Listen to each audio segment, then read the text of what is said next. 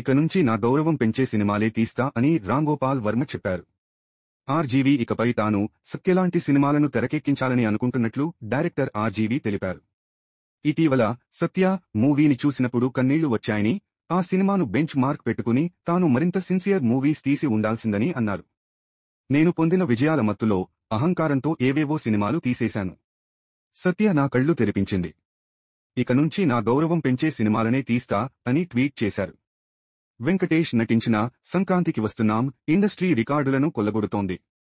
విడుదలైన తొలి వారం రోజుల్లోనే 203 కోట్లకు పైగా కలెక్షన్లు వచ్చినట్లు మూవీ టీం ప్రకటించింది. ప్రాంతీయ సినిమాల్లో ఇదే ఆల్ టైమ్ రికార్డు అని పేర్కొంది. కాగా వెంకటేష్ ఇప్పటివరకు నటించిన సినిమాల్లో అత్యధిక గ్రాస్ కలెక్షన్లు వచ్చిన చిత్రం ఇదే. జనవరి 14న రిలీజైన ఈ మూవీ ఫ్యామిలీ ప్రేక్షకులను విశేషంగా అలరిస్తోంది. బాక్సాఫీస్ రికార్డులను షేక్ చేసిన పుష్ప మూవీ ఓటీటీ స్ట్రీమింగ్ డేటాపై సోషల్ మీడియాలో జోరుగా చర్చ జరుగుతోంది. ఈ నెల 29 లేదా 31న నెక్స్ట్ వేదికగా స్ట్రీమింగ్ అవుతుందని సమాచారం. ప్రస్తుతం 3 గంటల 40 నిమిషాల నిడివితో ఉన్న రీలోడెడ్ వెర్షన్ థియేటర్లలో ప్రదర్శిస్తుండగా లోనూ ఇదే వెర్షన్నే రిలీజ్ చేసే అవకాశం ఉంది. ఈ సినిమా ఇప్పటివరకు రూ. 1.850 కోట్లకు పైగా కలెక్షన్లు సాధించింది.